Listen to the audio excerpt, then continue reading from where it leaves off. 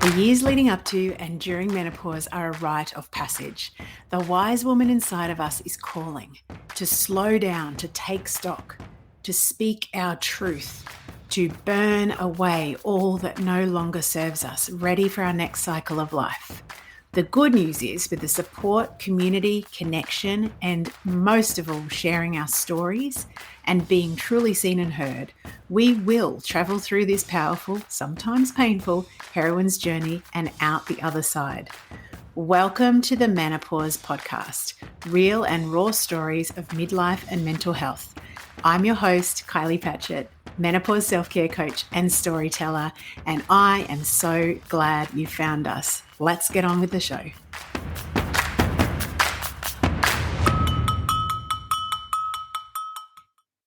Hello, everybody. Welcome to the show, the beautiful Heidi Hogarth. How are you? Oh, good. Thanks, Kylie. I'm looking forward to this chat. Heidi has got a lot of wisdom to share with us about our cyclical nature and how it can, be beautifully supported, I'm going to say. So for those people who don't know who you are, would you like to introduce yourself? Sure. So, thanks for having me first. So I'm Heidi. I am a naturopath, nutritionist, and EFT practitioner in training. Yes. So I've been a naturopath for about 20 years now. Yep. Mum of two. Kids are 13 and 11. And what else do I want to know? Oh, I'm a PMDD survivor. Oh, I think that you should have a badge for that. Or a cape. I like the idea of a cape.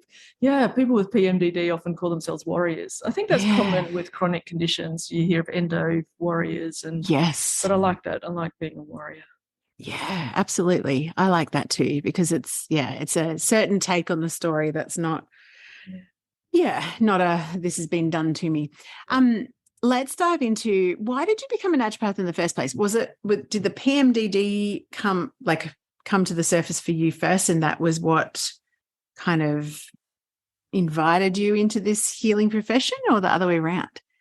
I'd say the other way around. So, it was very common while I was studying that the people I studied with had a fantastic healing journey with naturopathy or natural therapies, and that brought them to study it. And I always felt left out. I just I don't have a story yet. I just thought it was the right thing. It just gelled with me. Even as a teenager, I wanted to study naturopathy. My careers advisor at school advised me not to, because it's not a very lucrative profession, and all this blah, blah, blah that she gave me. And so I came back to naturopathy in my late 20s after doing other degrees and faffing about and traveling and blah, blah, blah. So, but the desire stuck with me.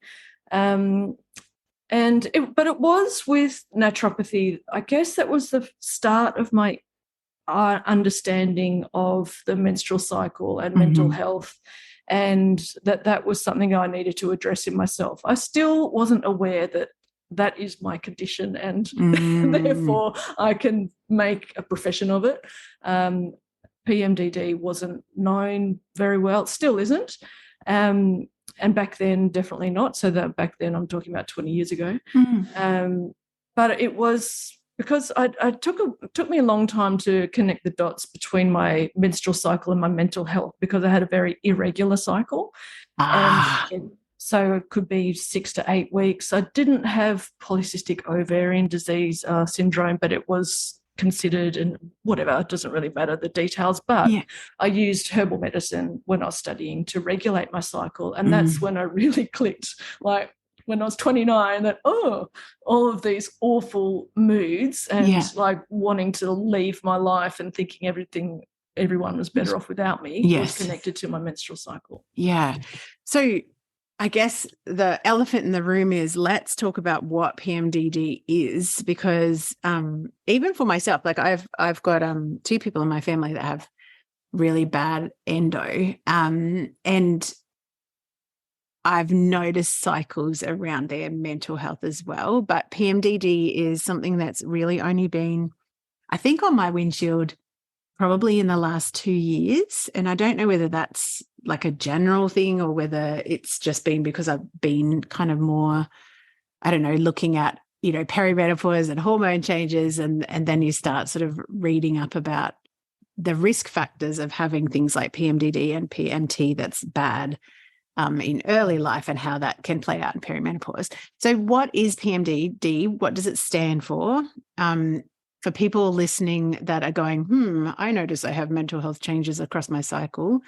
How do we help them to kind of detect around these things? Okay, so PMDD stands for premenstrual dysphoric disorder. So premenstrual meaning happens before your bleed in the luteal phase of your menstrual cycle. And dysphoric basically is the opposite of euphoric. So it is a state of absolute misery. It's considered a depressive disorder. It's listed as a depressive disorder in the diagnostic manual of DSM, mental health. So rather than a hormonal disorder, a hormonal issue.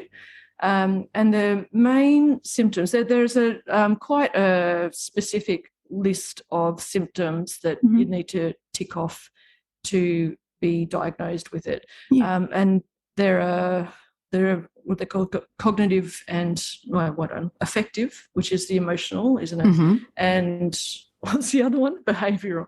Oh my God, I've just forgotten the two. Yeah, it's all right. Anyway, I'm thinking. Anyway, doesn't matter.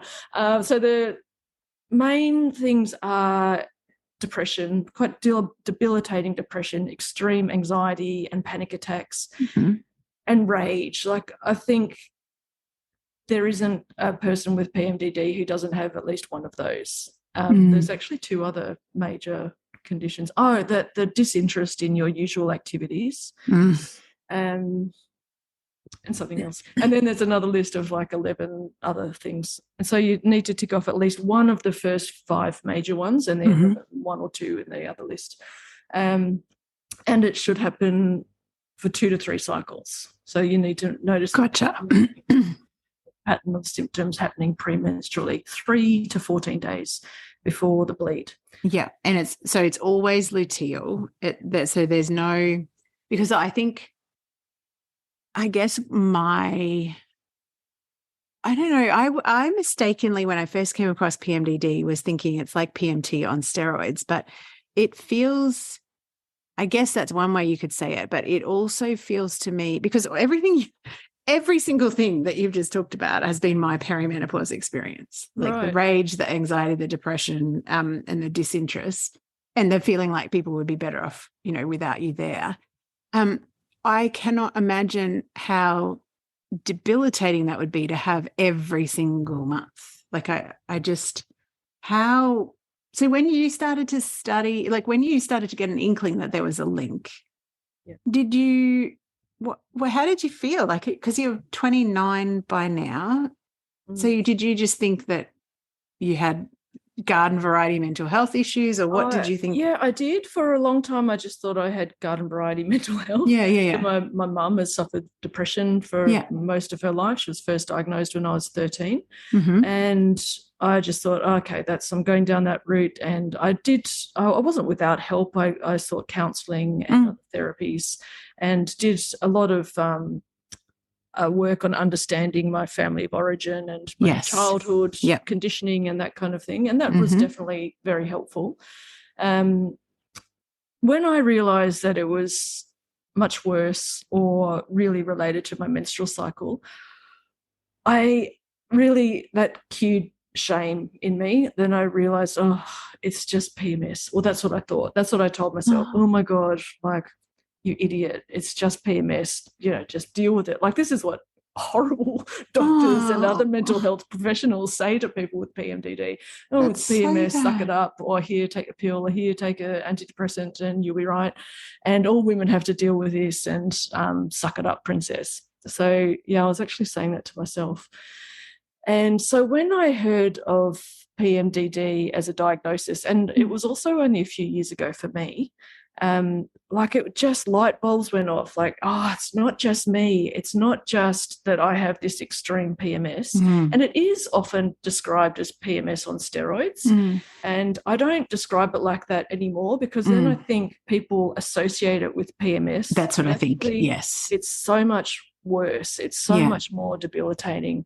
It's people describe it as a week of hell and 3 weeks cleaning up. So what you're talking about with that the cycle of, oh, it's coming back. So even when you feel good, like I've got a fantastic Facebook group if anybody's interested in it. But somebody put in there, oh, I just asked, so a cycle check-in. I just put a post up a couple of days ago. And it's so common to hear, oh, I just finished my bleed, I'm feeling good, but I'm dreading next week. So even when she's in a good phase of a menstrual cycle, she knows what's coming. And that's really, I think it's just exhausting, and you always kind of got it hanging over your head, even when you're feeling good or when you should be feeling good. So, so what, so many things I want to say. I think it is really, really important for all of us, and I will put my hand up as well and say I will dedicate myself not to say PMS on steroids, because I think as you're talking, when someone describes it like that, it's diminishing it and making it kind of like, oh, just this garden variety kind of, PMS experience where you might get a bit tetchy for a couple of days or whatever. And we're not talking about that. We're talking about life interrupting, life affecting, cyclical, and like you're saying, and I relate, because I definitely notice a pattern at the moment, and I don't have PMDD, but just, perimenopause. As soon as I've finished my bleed for a week, I'm pretty good mental health wise. And then after that, it could be a mixed bag. Who knows what you wake up with? But there is still that kind of pattern. Now, it may not continue like that, because obviously perimenopause has other fluctuations. When we think about, so what happens in the luteal phase that makes PMDD sufferers susceptible to all of these things changing? Is it the progesterone that's dropping? $64 million question. Yes. We don't know. In a nutshell, we don't know. There's a few theories, and the strongest one is, it's considered a abnormal reaction in the brain of your normal hormonal fluctuations. Okay. And specifically, I believe and have read, and there is research on the effect of the metabolite of progesterone, which is called allopregnanolone. Yes. That stimulates GABA receptors. GABA aminobutyric acid. Do your listeners understand this? Possibly not. So I'm sure go down that track. Yes. Let's explain what GABA is. Sorry, I keep forgetting. Neurotransmitter. It's your everything's cool, everything's okay neurotransmitter. Yeah. There are a lot of different things stimulate GABA, actually. The GABA, the amino acid itself, and which acts as a neurotransmitter, and allopregnanolone is often just referred to as allo. Some amino acids like taurine and L-theanine affect it. Anyway, so what's found with GABA specifically, I'm not sure about other receptor points, but the receptors for GABA have a lot of different sections. Yes. So whereas GABA might stimulate, section 1, then allo stimulates section 19 and blah, blah. So they think that allo is affecting it in the wrong way. There's a dysregulation in the allo GABA system. So it's kind of turning off the GABA's ability. Opposite effect. Yeah. You probably are aware that GABA and glutamate are on like a seesaw. So vaguely. God, I'm normally all over this. I haven't done these talks for a while, but glutamine is the amino acid that is the precursor to glutamate, which also converts into GABA. Yes. So they have the same stem, and the production line can go either way. So gotcha. I think one thing that can also happen is that the GABA is converted rather into glutamate, which it's important for learning and memory and concentration, but if it's overstimulated, then we can get anxiety and irritability and aggression and rage. So got it. overdone. Okay. So that's the strongest theory, the GABA system, GABA and progesterone. Yeah. But there are the other thing that makes people susceptible now as to how to treat it. Well, maybe we'll talk about that later, but we'll talk about what else makes people susceptible. And we've talked about this off recordings before, is family, a history of trauma, adverse childhood experiences, or even recent traumas. PTSD and PMDD are common co-diagnoses. Comorbidities. What else? ADHD and PMDD often go hand in hand. I was going to say all the trauma-related things. So, the more I read about trauma, particularly developmental trauma, so before puberty, I actually don't know what the definition of developmental trauma is, but the reason I say before puberty is that a lot of the research that I've found about mental health changes in perimenopause is particularly if the ACEs are pre-puberty. So there's something about that formative years. But there's so much information about basically that affects every single pathway in the body. Right. So it isn't too much of a stretch for me to kind of be thinking, well, if there's this seesaw, like we've just talked about one of the pathways, neurotransmitters, if there's a seesaw that, requires a delicate balance to have people feel calm and like they can learn well rather than anxiety and rage-filled and, depressed, it doesn't feel like too much of a stretch to my mind, at least as a trauma sufferer, to see that all of those things can be interwoven. Trauma really affects the your stress response. So because you're always on then high alert, always hyper responsive to any what for other people would be minor stressors become major in our bodies and brains. Changes the architecture of the brain, and more susceptible to tiny fluctuations and things too. And I think that's why there's a term, I can't remember whose study it is, but it's basically the term toxic stress that talks about that rather than, a threshold where it should be, our threshold is much, well, I guess it's much lower. I was putting my hands up then, but it's much lower. So tiny things can tip us over the edge. And so again, it makes me think of when our hormonal changes happen either in cycle or because of perimenopause, it's just another thing for this dysregulated system to deal with. So,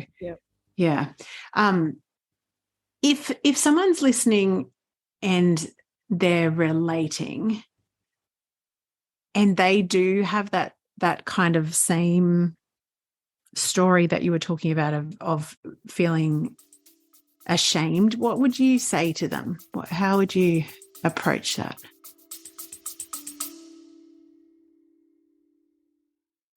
Hey gorgeous, we interrupt this gold for a delicious invitation.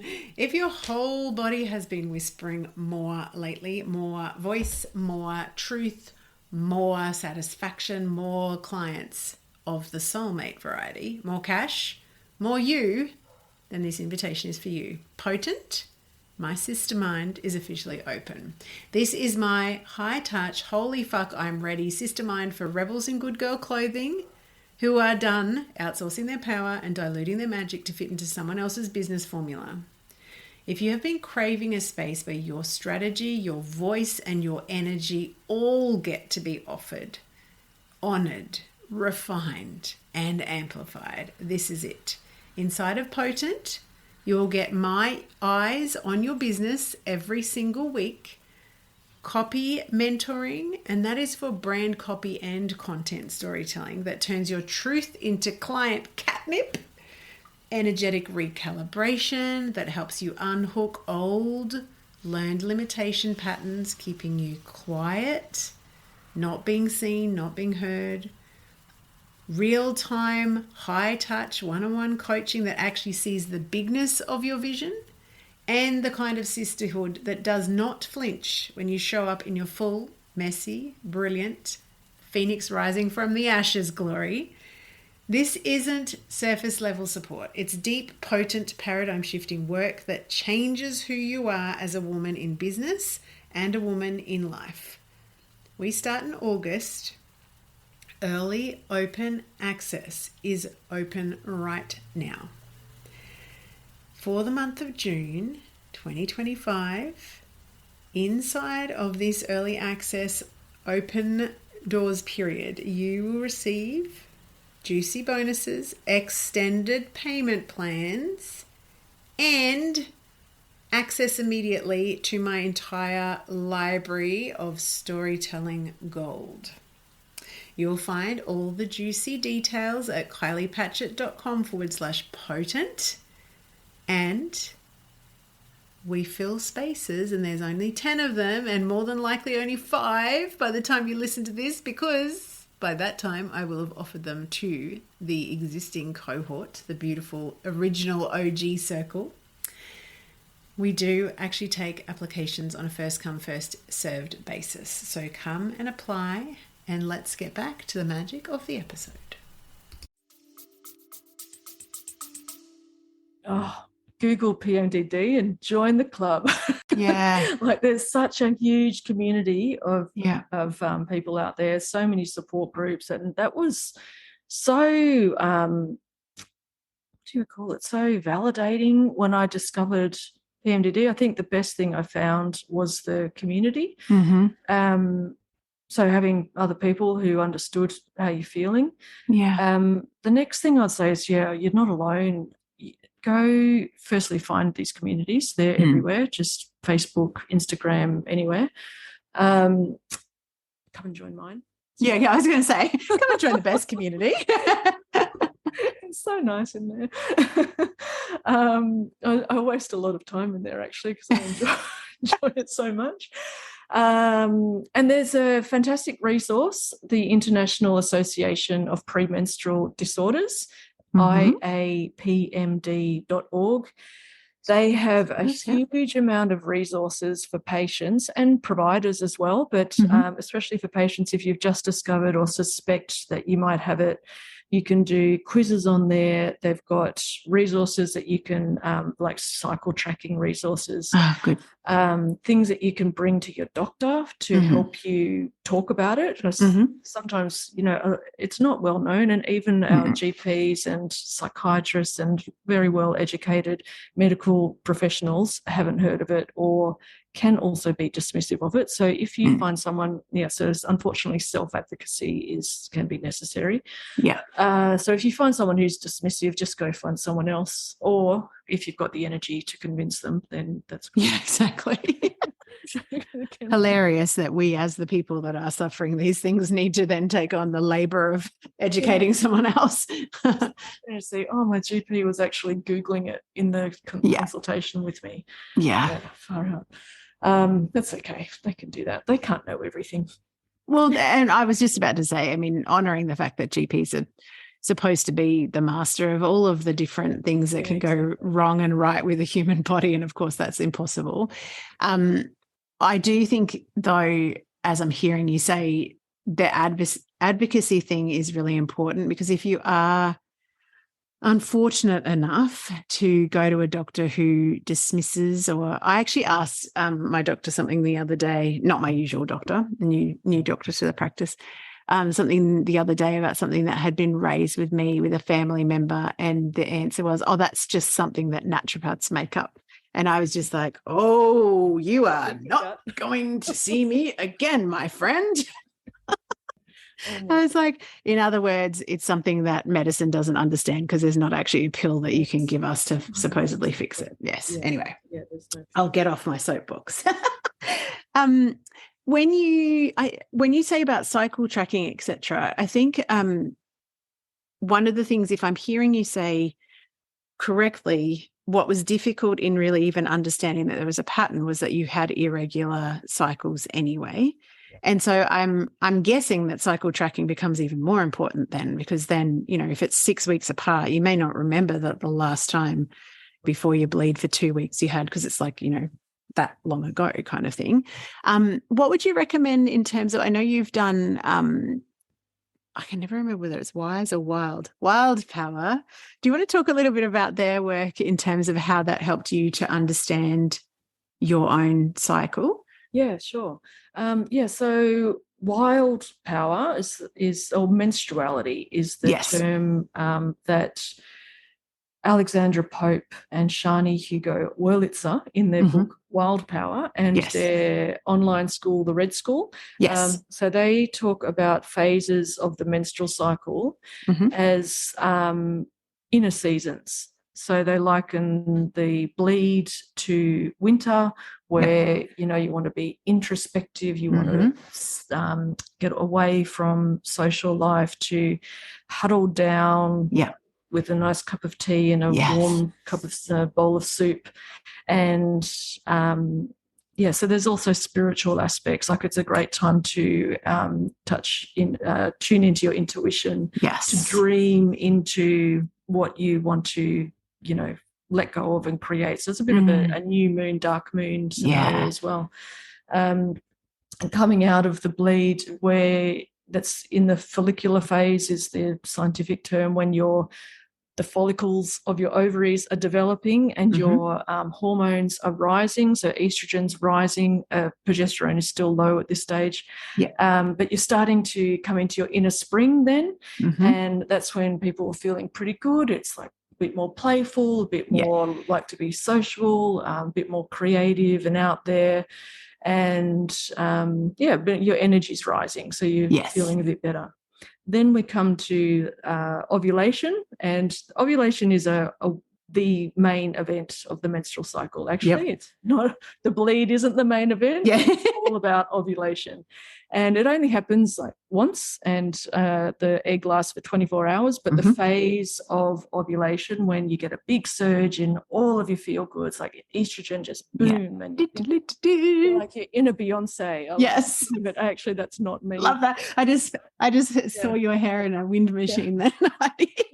I'm sexy, I'm glowing, I feel good, I am beautiful, I want to get out there and get some, So that's ovulation. Testosterone is rising then as well, so that brings on the libido and the confidence.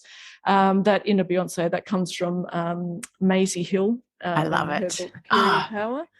Maisie Hill keeps on coming across my windshield, and I have not read her books yet, so I will write her down again.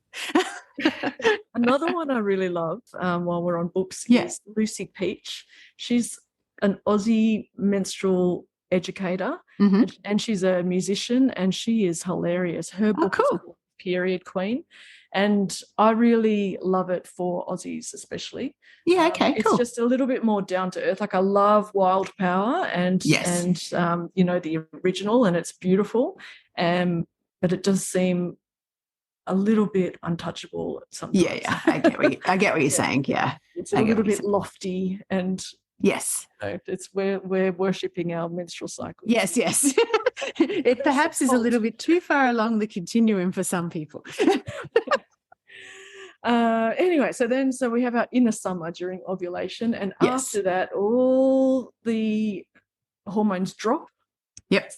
Can be quite sudden. So some people have symptoms right from ovulation, so premenstrual symptoms, and then we come into the luteal phase, which is the second half of the menstrual cycle. And that's when that's our inner autumn. So again, we're wanting to prepare to hunker down, to let go of stuff. The trees lose their leaves, the sky turns dark, and the veil is dropped. Like, the veil drops, so estrogen can make everything feel like everything's hunky-dory and isn't life wonderful, and then it's gone, and you're like, what is this shit? Can we please get... Am I still here? So it can be normal. So that's what I loved about the menstruality concept and the work and the idea of the inner autumn, and because that's also the time when the inner critic pops up loudly, and knowing that is not just my experience, that can be normal, but it's more extreme for me. But it's okay. That really helped me to understand and accept how I was in that phase, or how I am actually. I still am. And to appreciate the power of it. That inner critic, if it's not directed at yourself, which it normally is. And that's the other thing that people say about PMDD. It's like an abusive relationship you have with yourself, and that really resonates deeply, actually. But when you can turn that not on other people, but on circumstances or situations that don't serve you, that are not good for you, that you know is not okay, then it can be really powerful. So just really helpful. I don't need that anymore. I'm not putting up with that. No, I'm not volunteering on the school excursion. I am done. To me, it's the discerning part, and I totally agree that when we understand the purpose behind all of these, because when you're talking about wild power, I have spoken before about Wise Power, which is their book specifically on the perimenopause transition, and they talk about perimenopause being the inner autumn, but in the macro, not in the and years. So it is.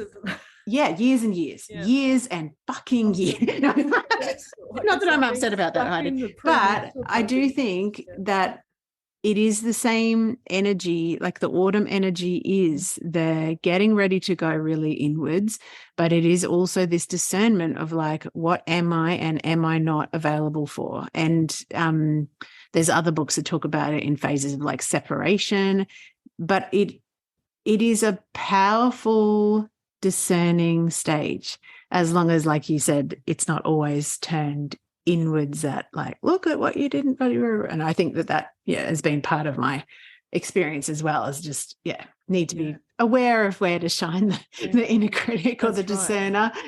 Relationships often suffer too, as our closest partners or people closest to us can often bear the brunt of whatever we're going through. Ups and downs. And there can be two parts to that. So sometimes it is yourself and you need to look at that and consider it.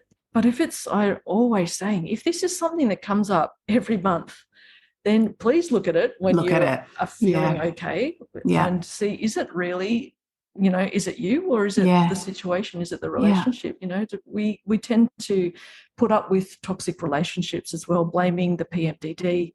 I know it's just, blaming ourselves too much. So I think there's a lot to be said for that discernment. It's such a powerful thing. I think, like when you said, when you first realized that what you had was PMDD, and there's a sense of relief and acknowledgement and recognition, and that kind of, it's not just me. I think that they're also, we have to be self-responsible. We're not saying you can treat everyone, horribly and expect that life will be merry on the other side of it. But I do think that there's a lot to be said for understanding that what we're experiencing is a normal part of experiencing this thing. I found the same with ADHD. Like, as soon as I was in denial for many, many years, but once I actually had that diagnosis, but also found out, because I never related to ADHD anything. And the reason for that is because I have autism as well. So they even each other out. But once I realized that, I was like, that's why it's never felt right. And that's why I have these kind of, it's almost like there's two sides of me kind of balancing each other out. But sometimes it can feel like they're arguing quite a lot. They can feel like they're arguing the need that needs like lots and lots of planning and routine and organization, and the need that's a freedom seeker. It's like, but I think where I'm going with that is that when you understand that this is part of the natural cycle, then it normalizes it.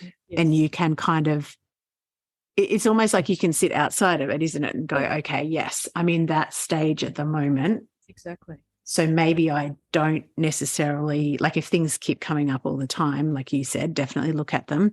But maybe if I'm like happy in my relationship normally, and then just at this particular time of the month, I'm like, maybe that maybe could be something that isn't not necessarily true for the whole, cycle. Yeah, exactly. And then it becomes really important to manage yourself, really. So manage self-care, make sure that you're, keeping avoiding social interactions, or I don't know, so many things. We're getting your food right, your exercise right, all the self-care things, like getting all of those things in place. Not letting your inner Beyonce book you in for a social, speaking event when you're actually going to be, in the autumn phase and not feeling it. I used to say it was in a Billie Eilish because she was a bit more edgy and a bit more standoffish. But I love the rebel, yes. But she was actually really friendly and lovely. I was there you go. I think of another analogy. So just preparing. So that the next step to menstrual cycle awareness and tracking your symptoms and your emotions, and also the good stuff. Like I said, like I am great at editing in my premenstrual phase. Oh yeah. This is if I've written something like wild and beautiful and while I'm in my inner spring or inner summer, and it's all fluffy, and then my inner autumn I can just go nope, that is not necessary, that is fluff, let's just hone in on that, let's focus this bit. So I'm much better at that. I'm really good at bookkeeping, just these kind of sometimes low level tasks, but I think sometimes also some creative things. Yeah. And decluttering. It's a great time for decluttering. Oh yes. Oh my goodness. Yeah, I love just chucking everything out. Yep, me too. My husband's like, if I stand still long enough, next 3 months. And then sometimes I come back to the beginning and I'm like, where did I put? Did I throw that out? Oh, it's almost like I need like an in between step. It's just like park it. I'm interested when you say about self-care, when we think about how, like, if someone does have PMDD, actually, question before we go into this. Yep. If someone's listening who doesn't necessarily relate to the whole PMDD picture, but does have, 3 days of PMT that's pretty awful, are the same sort of things that you're going to be talking about managing PMDD also relating to them, or is it going to be slightly different? Oh, I think so. Like there's quite a spectrum, I think. Yeah. So I think it's worth considering. But there's also other conditions that might mimic the symptoms. So there's a lot of things to look at, like your thyroid health. Estrogen dominant scenario can have big overlaps. Yep. Though when estrogen's high, too high compared to progesterone, which balances it out, then you can definitely get the mood swings and the aggression and irritability. Yep. That might just be PMT or PMS. And relatively not that hard to balance. Toxicity, your chemicals in the environment can get really rid of all affect of hormones. Yeah. And that can give you that estrogen dominant scenario as well. So in general, I'd say yes, there's similar things would apply. And so when you're thinking about the PMDD person who is like at the, let's go the worst case scenario when they're at, well, actually, for your own journey, how did you start treating? Once you were aware, what was the journey that you went on? Were you tempted to change everything at once? Or is that just me? Oh, I think I never have the resolve to do everything at once. I'm quite lazy. It's too much to get overwhelmed. I guess it started with regulating my cycle, and that alone helped a lot. Because actually the one of the best herbs to regulate the cycle also boost progesterone, and that helped a lot of other symptoms. So that was Vitex. So Vitex, or also called Vitex, or the botanical name is Vitex acnes castus. It's the common names chaste tree or chaste berry. Oh yes, okay, chaste tree berry. Yeah. So that's commonly used to regulate the cycle, and it's one of the few herbs that have proven to help PMDD. Just for listeners, you can probably get it over the counter, but you shouldn't take it if you're on hormonal medications. Yeah. Or breast, probably not breastfeeding because it lowers prolactin. Yeah, and not in pregnancy. At the beginning, I think we should. definitely put the caveat in that this is, a general conversation and not medical or naturopathic advice. And you should definitely get professional advice.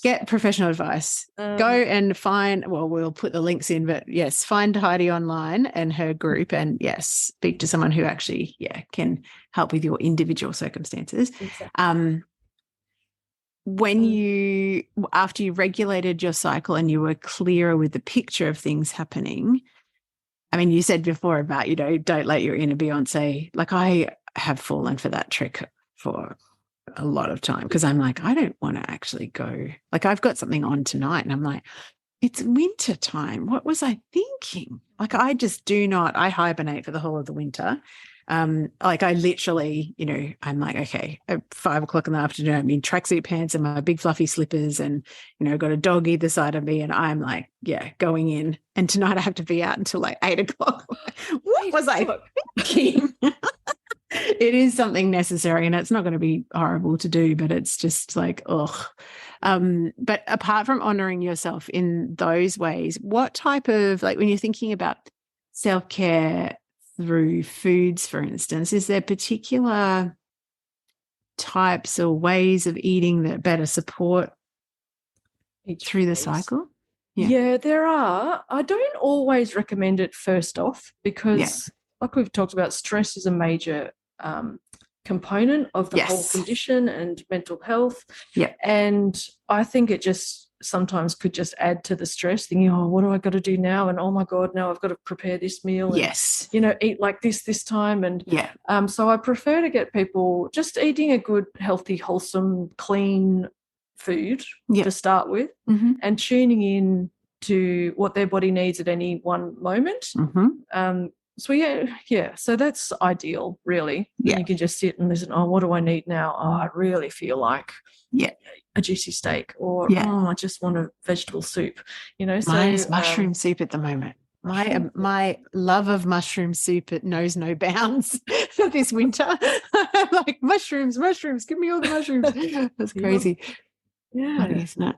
Yeah, I enjoyed mushroom soup. I haven't had it for ages. I might have to try that too. So that's my preference anyway. And the foods that I recommend are really based on the work of Felice Jacka from Deakin University. Dr. Felice Jacka, she's done a lot of research into food and mood. She's got a great website, the Food and Mood Centre. You can just look her up, and an excellent book, Brain Changes. And she talks about research into diets and mental health. There's a lot of research into nutrients and mental health. Yes. But to research diets scientifically, there's so many variables, it's really hard to difficult control. So she's done a few, and the Mediterranean diet came out really strongly. And it's not pizza and pasta, sadly, and copious amounts of red wine. More plant-based proteins as well, but not fully. So a bit of red meat shows to have better mental health outcomes as well. So iron and zinc is really important for mental health. So I kind of treat it as a mental health condition, to be honest, more than a hormonal condition. Because that's also the main symptoms, the hardest symptoms. I've had people tell me, they come to me and they're telling me all about these horrible mental health symptoms and all kinds of stuff. And then I'll ask about the periods. Oh, I can't get up because I'm in pain for 3 days and the bleed is so strong, and I get this and I get that, and my boobs are aching, and it doesn't even come under the radar because the mental health issues are so much more debilitating. And I can't believe they're going through life with all of that pain as well. So that's why I'm looking at more the mental health side. Definitely part of, naturopathy is a holistic view of treating the person, not the condition. So those, will definitely be addressing the pain and the menstrual bleeds and any other issues as well. But when it comes to food, just really good, clean food, lots of veggies, lots of greens, clean protein, healthy fats, and keeping blood sugar levels stable. Yeah, stable. Yeah. Yeah. You mentioned zinc before. Is there any other particular? Actually, when go back into the GABA and the glutamate balance, do you treat that with? How do you treat that? You can't just put more GABA on it because it's a receptor issue. Right. It's not. Yeah. So there are a few nutrients found to help regulate the GABA system. Yeah. And they are magnesium. Yep. And B6, chlorine, zinc. I'm pretty sure is in there as well. Yeah. What else? They're the main ones. They are literally all of the things that I take, because I just feel like there's a pattern as we're talking, the same sort of things that you're talking about supporting PMDD, other things that I've personally, I'm not saying that this is for everybody, but for personally have evened out the extremes of mental health episodes that I'm having. And particularly the biggest thing that made a change for me was just making sure that I was getting zinc in way higher levels than what would. Yeah. And again, this is not advice to anyone, just for my personal circumstances, that at the level that it would normally be recommended, it was kind of Heidi, I wanted to ask you about, this is going off topic and completely just personal interest, but because the treatment is the same, is there any crossover between pyroluria and there is? Can be. It's definitely something to consider. Interesting. If you have PMDD, perimenopausal issues, any mental health conditions. Yeah. Just something that came up in my family. One of my cousins and her daughter have just been tested because of her menstrual issues. Yeah. And their levels were like out of control, crazy for pyroluria. Yeah, and the treatment is the same, the B6, zinc and magnesium, in particular. Taurine, I'm not sure on. Can we go through, though, when you were saying also before about the estrogen dominance end of things, and you said about environmental toxins, can we just talk a little bit about that? So I think this is good information for any female on the planet anyway. Yeah. When you talk about environmental toxins, you're talking about household products, personal care products, all of those types of things. Do you want to just talk a little bit about that? Because I think it's something that is not necessarily well understood as a major contributor to hormone imbalance. Yeah, and the reason for that is that so firstly, we're talking about a lot of chemicals in our food, environment, air, water, even in new car smell, in plastics, in literally everything. Boys, you get that smell. Perfumes, cosmetics. So that we have so many chemicals that we're exposed to daily, and they have never or cannot be tested for safety with their cumulative effect on us. So it's even rare for them to be tested one by one, actually. So, and you're for one chemical, you might be exposed in such minimal amounts that could be seen to not really affect you at all. But when there's thousands, literally thousands every day, thousands are approved every day. And unless it's something that's ingested, it's not really tested for safety in humans. But a lot of them are what we call endocrine disruptors, endocrine being the hormonal system, and usually they act in an estrogenic way. So they stimulate, there's a few different ways they can act. They can either stimulate the estrogen receptors, they can affect the liver, and the liver is really important in detoxing estrogen. What else can they do? Oh, sorry, I can't think of the other. No, it's all right. It's basically they interrupt the balance. They interrupt the natural balance of how the body should be able to be working. Yeah. Yeah, exactly. And the simple fact is they're everywhere. Unless you're living off-grid in some remote place, it's almost impossible to avoid them. We can just minimise the effect, minimise our exposure by choosing different products, choosing natural products, choosing to avoid plastics and plastic touching your food in any way. And if you buy something in plastic, maybe transfer it into a get it out. glass or stainless steel container.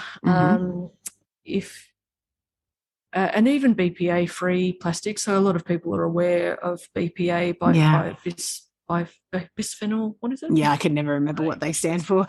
There's too many letters in my brain. There are others. That is one plastic component, but there are others in that plastic. So it might be BPA-free, but it's probably not free of BPA, BPB, or other et cetera. plastics. So avoid perfume, avoid things that have fragrance in them. Go for essential oils as perfumes if you need to. What else? And look after your liver. You look after your detox systems, your lymphatic system, your liver, drinking water, your kidneys, the bowels. One of the simplest ways to regulate an estrogen dominant system is stimulating the liver and making sure you poo every day. Poo 1 to 3 times daily. Nice, clear, easy, lovely poos. No straining. No pushing too hard. No. Do you know what's? Didn't think I'd be talking about poo today on a podcast, but here we go. What actually makes a big difference for me is the magnesium regularly. I don't know why. I've never had any issues with that type of stuff, but definitely, in the last little while with the perimenopause end of things. But that, and I love chia seeds and everything, so that helps. But anyway, one thing I will have to out myself for, though, I'm usually really good on the water, but I'm not great on water in the wintertime. So I've got to get back to drinking tea, so that then I'm having warm water. Last winter I did big pots of tea, and then I just have that, and so at least. But I'm not great at that at the moment. I got through to last night and I was thinking, did I have any water today? And I'm usually mega water. So judge it by your urine. Judge your hydration status by your urine. Because also in winter you might need less. You're not sweating as much. I'm not noticing that. Not noticing that I'm like bright yellow or anything. But it's interesting how just the seasonal thing changes. Definitely the feeling of thirst. You might also be getting water through your soups and your stews. Yeah, that's true. I'm eating a lot of soup. I reckon this mushroom soup is the best mushroom soup I've ever. It's a recipe I've had for a few years. Actually, I put a picture of it on Instagram the other day, and my old boss I used to make it for her because she was vegan, and it happens to be a vegan recipe, not because I'm vegan, but she's like, oh my God, is that the soup you used to make for me? I'm like, yes. Random. I'm gonna put the recipe in the show notes. I know. It's so simple because it's mushroom, tamari, and then a coconut milk can at the end. But the tamari and the mushroom together, there's something like what is that? I can never say it. Umami. Like that real. It feels to me like my kidneys really like it. I don't know why. That's just a sense that I have. It's like my kidneys are. I don't know. The wintertime, I always want to nourish that. Yeah, I know in TCM at least the kidneys like dark food. So I'm like, maybe mushrooms. I don't know. Anyway, random thoughts. What would you say about managing stress? So I know, because I think it is important for us to really out the fact that the symptoms of chronic stress, the symptoms of any mental health disturbance, the symptoms of perimenopause and the weirdness that happens, and it sounds like the PMDD picture are also like there's so much overlap. It would be very difficult to sort of untangle them. So, but let's talk about stress as part of the management of PMDD and perimenopause, in fact. What would you how would you approach that with someone who it's very, patently obvious that there's a lot of kind of busyness or pushing or striving or whatever, like feeling the stress there. How do you talk about stress with people? Oh, well, it's firstly important to understand how stress really impacts all of the other hormones. So stress is supposed to be an acute state of survival, right? So it should come there to help us to run away or to fight something or to deal with something in the moment. Yes. And then the act of fighting it or running away is a way to resolve it and let it go. When now we have this chronic stress, we have constant triggers all through every day, and we end up in this constant state of fight and flight, and that really dysregulates the nervous system and heightens that stress response again and the trauma response. And cortisol, the stress hormone, just disrupts everything else. Everything. And especially the reproductive system, for one, because that is a non-essential system for survival. We only need it to reproduce, to, for the species. But if it comes down to me having to survive in the moment, I do not need to be making babies right now. No, so cortisol, one of the jobs, important, is to shut it down. And shut down digestion as well. So, that's number one. I think if people can understand how impactful stress really is, and it's not just, I'm a bit overwhelmed or I'm a bit anxious, it is really has a systemic effect on your whole body, your physiology, your biochemistry, and your mental health and everything. And that's number one. Firstly, awareness, knowledge is power. 100%. Yeah, it's huge. And then I think more important than just managing stress is actively reducing it. And that's where your discernment comes in, your boundaries, saying no, what is essential, what is non-essential, and just don't do anything that's not essential. Don't shirk your responsibilities and your commitments. Of course, you've got to live up to those. You have to be, and we are social beings, and we want to, provide for our families and our communities. But you don't always have to fold the laundry or have a clean floor, or, these things are nice. But you can survive with it. And when it comes at a cost to yourself, I think that's been the measure for me that's really helped me to make decisions like that. Is like, yes, there might be a part of me that still wants the perfectly clean house or to be the dutiful daughter or whatever. But if that behavior or what it takes to fulfill that, and I would almost always say like the conditioning or the mask or the whatever, particularly the good girl or people pleaser, like all of the shit that we've been conditioned with as younger girls.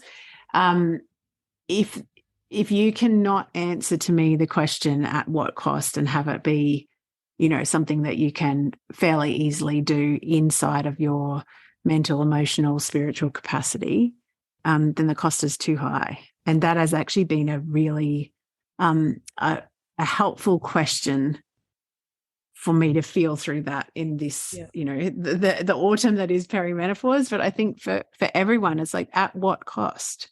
Yeah, exactly. If you're doing that thing and it's actually creating more chronic stress and more pressure on yourself, then is it worth it? And, maybe in my 20s and 30s, I would have said, yes, it is, because I was so attached to being particular ways. But I just think there's always the opportunity to answer that question. And if you think, that is stressful, but saying no is also stressful, that's definitely something to investigate too with someone like you, I reckon.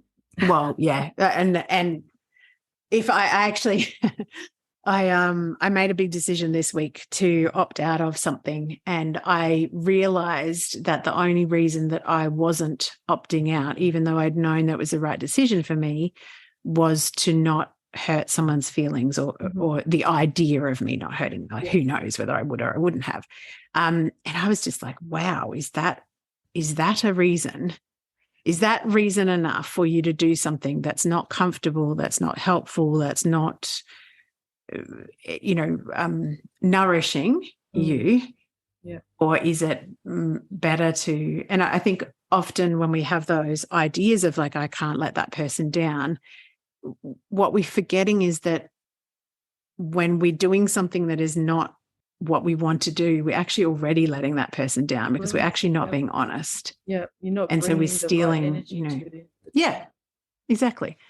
And that impacts other things as well. And I think, that is a really important thing. And I think that is the blessing of the discerning, like the inner autumn. I love that frame. Thank you. Because that is the time that my inner critic shows up. But when you reframe it to being, about what's being included and what's being excluded, that feels. And actually, when I studied traditional Chinese medicine a long time ago, but the element that's associated with autumn is metallic, like metal. So it's that very, decisive, it's either yes or a no. It's quite clear. So that actually makes a lot of sense to me. A lot of sense. I haven't made those connections. All right. That was really cool. I love how, quite often there's so many layers of, like, I think all of the long-term healing traditions like naturopathy or Ayurveda or, any of the, ones that are older than allopathic medicine, the real traditions, have often got the same sort of wisdom, just in slightly different ways. And I like, it's really cool. It's very cool. We should share with people where to find. So first of all, I'll put all of this in the show notes, but where to find your Facebook group and also where to find you online. And you do talk to us about the type of work that you do as well in terms of individual, etc. Okay. Yep. So I still seeing people one-on-one for now, moving more into group work. So yes. Next round of my PMDD program. This will put me on the spot. It's like August. we can, August. Yeah. You can tell me and I will put it in the show notes. But I think it'll be around late July, August intake. It has been a 3-month program, but I'm thinking about refining it to 6 to 8 weeks. See how we go. Yeah. Anyway, so that's something that if you follow me on Insta or in my groups or on my website, where there's lots of freebies that you can download from there, then you'll definitely find out about it. I do a food and mood reboot, which is just a 4-week program, and that's happening at the moment. That's actually part of the PMDD program as well. So it's like step 1. So, yeah, you get all of that together.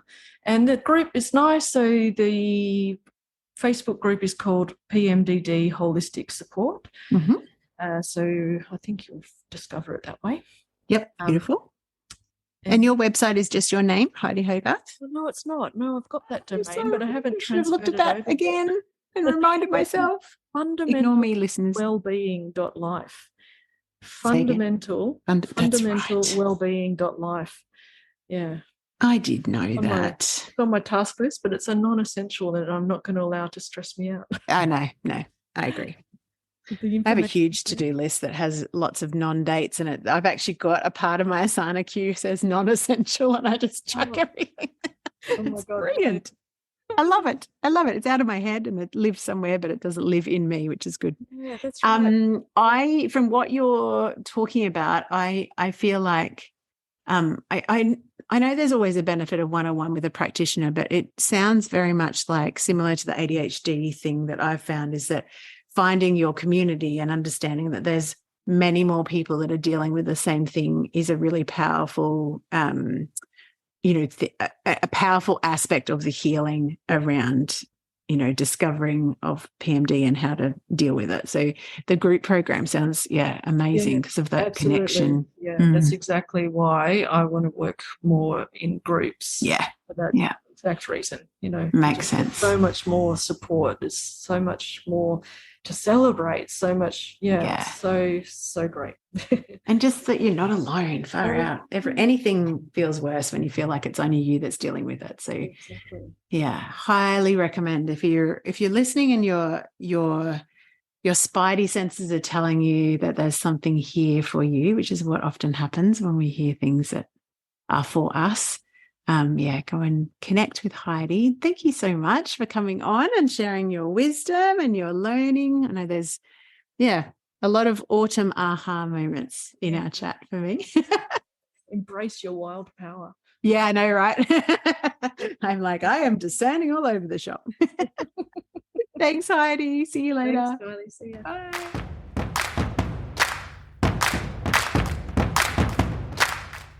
Thanks so much for listening into today's episode. If you love the show, as I hope you do, please take the time to subscribe on your favourite pod listening platform and rate and review. And for bonus points, if you have a friend or someone who popped to mind as you were listening to this episode, why not hit the share link wherever you're listening and send them a little love bomb. Like, listen to this. Did you know this is normal? I really, really, really would love to get these beautiful stories into the hearts and ears and minds of so many more midlife mavens. And your help spreading the love is truly, truly appreciated. Thank you so much. I'm Kylie Patchett, your host, and have a spectacular day.